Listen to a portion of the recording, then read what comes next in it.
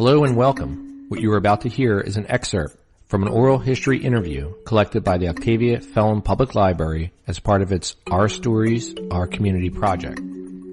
The full interview this excerpt is taken from is available on CD at the Octavia Phelan Public Library main branch.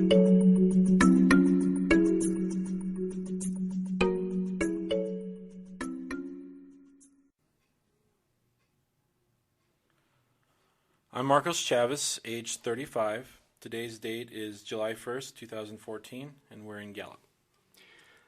I'm Sammy, Chioda, age 59. Today's date is July 1, 2014, in Gallup, New Mexico.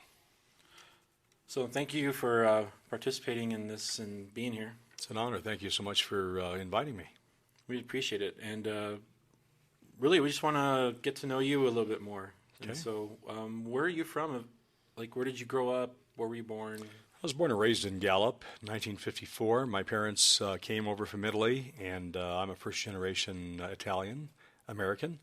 And my mother was pregnant with me when she came over from Italy, and I was born. They came over in August of 54. I was born in December. And I have an older brother. His name is Dario. He's 7 years older than I am. We lost a brother and sister at childbirth, and through life we went as a unit of four. Wow.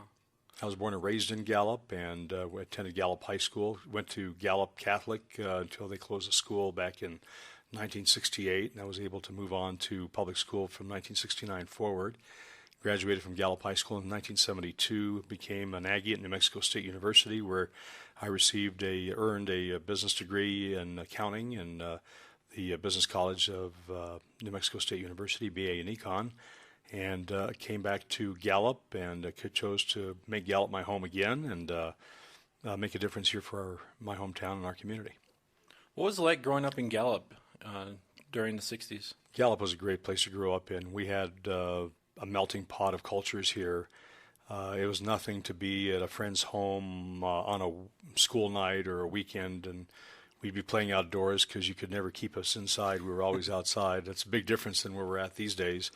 But we certainly spent a lot of great time with knowing each other and playing with neighborhood kids and basketball, baseball, football, hide and seek, just everything, and ride bikes together. We did a lot of things together, and it was great. And it was nothing, it was just normal to be at a person's home on a weeknight or school night, whatever, and having everybody sitting at the table, dinner table at night, having dinner with each other, and all the different cultures were represented there.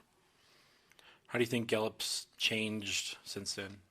Gallup was a tightly knit community years ago. I think Gallup was a very hard-working community, and we've lost a lot of the families that have been here. I know at one time Gallup had a lot of big families, but through the evolution of time and growth in life and progress, families move on, and when the parents pass away or they move as well, it just doesn't leave that same unified feeling in the community. Although Gallup is a very, very strong community that way, but there's definitely a distinction between what it was like growing up here in the 60s and what life is like here now. Mm-hmm. So what made you decide to come back here after college? I decided to come home, and my parents were getting a little elderly, and I thought I'd come back, and for several reasons. Number one, to be here for them, and also to number two, make a difference in my hometown, and there are a lot of opportunities here at that time. I mean, we're looking back in 1976, a lot of great opportunities to be able to start up a career and do things. I started in radio in 1969 in Gallup here, and when I got back from college, I came back and got more into the business end of radio, and worked my way into becoming general manager of the company, sales manager, then general manager, and ultimately vice president and president of the company, which I am today. And I've been in radio for 46 years at the same station here in Gallup for all those years. So that's really what got me back here is family and starting up a career and knowing that.